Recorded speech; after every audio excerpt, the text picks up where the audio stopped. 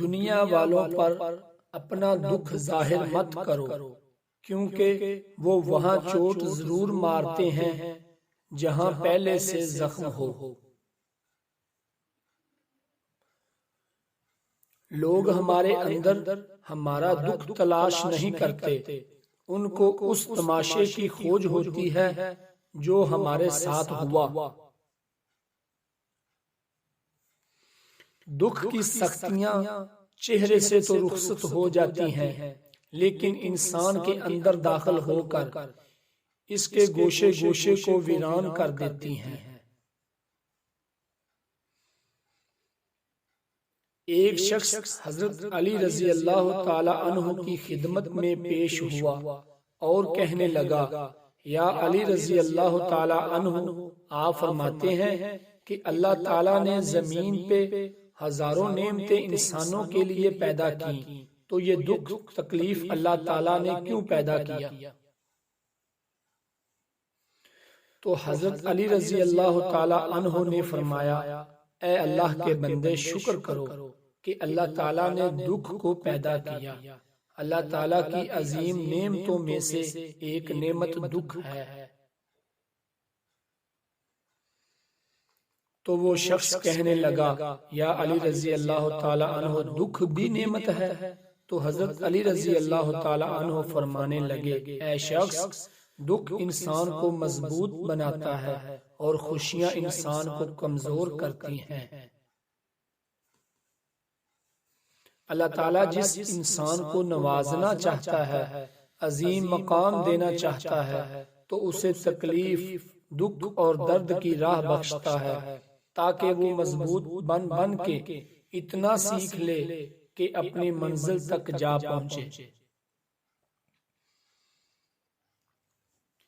یاد رکھنا، انسان کا دکھ انسان کو سکھانے کے لیے ملتا ہے، لیکن افسوس تو یہ ہے کہ انسان اس دکھ کی وجہ سے روتا رہتا ہے، اور درد کی وجہ سے کتنا بھی روتا رہے لیکن ختم نہیں ہوگا، کیونکہ دکھ انسان کو رلانے کے لیے نہیں بلکہ انسان کو سکھانے کے لیے آیا ہے۔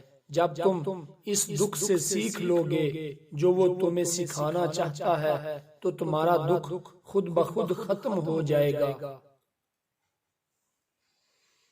زندگی اتنی دکھی نہیں کہ مرنے کو جی چاہے، بس لوگ اتنے دکھ دیتے ہیں کہ جینے کو دل نہیں کرتا۔ دکھ انسان کو یا ریت کی دیوار کی طرح ڈھانپ دیتا ہے، یا چٹان کی طرح کھردرا اور سخت بنا دیتا ہے۔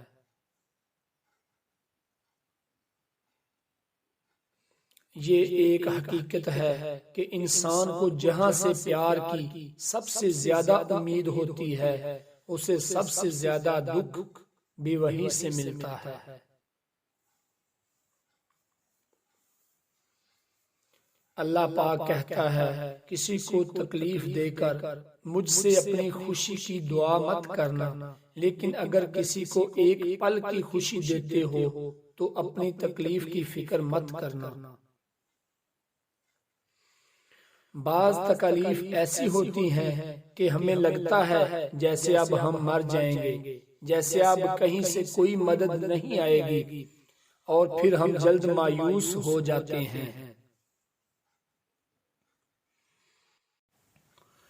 مگر جانتے ہو کہ کوئی غم میں بھی مسلسل نہیں رہتا، وہ ہمارا پیارا رب بڑا رحیم ہے، تمہاری سوچ سے بھی زیادہ کریم ہے، اسے تو یہ بالکل بھی گوارا نہیں کہ تمہیں کوئی تکلیف پہنچے۔ اللہ تعالیٰ جس کو اپنا آپ یاد دلانا چاہتا ہے، اسے دکھ دے کر اپنی جانب متوجہ کر لیتا ہے۔ دکھ کی بھٹی سے نکل کر انسان دوسروں کے لیے نرم پڑ جاتا ہے، پھر اس سے نیک اعمال خود بخود اور بخوشی سرزد ہونے لگتے ہیں۔ دکھ تو روحانیت کی سیڑھی ہے، اس پر صبر اور شکر کرنے والے ہی چڑھ سکتے ہیں۔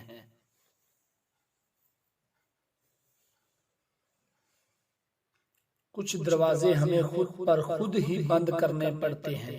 زندگی بھر خود فریبی اور خوش گمانیوں میں رہنے سے بہتر ہے کہ انسان ایک ہی بار خود کو جھلستی ہوئی حقیقت کے روبرو کر لے۔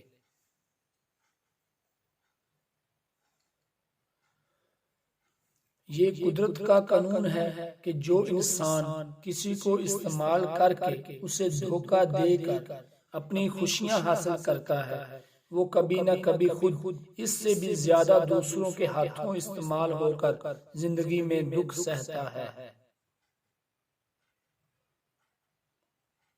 اللہ پاک فرماتا ہے، تم مانگو مجھ سے، تمہارا مانگنا اچھا لگتا ہے مجھے، تم کیوں پریشان ہوتے ہو؟ کیا میری قدرت پہ یقین نہیں تم کو؟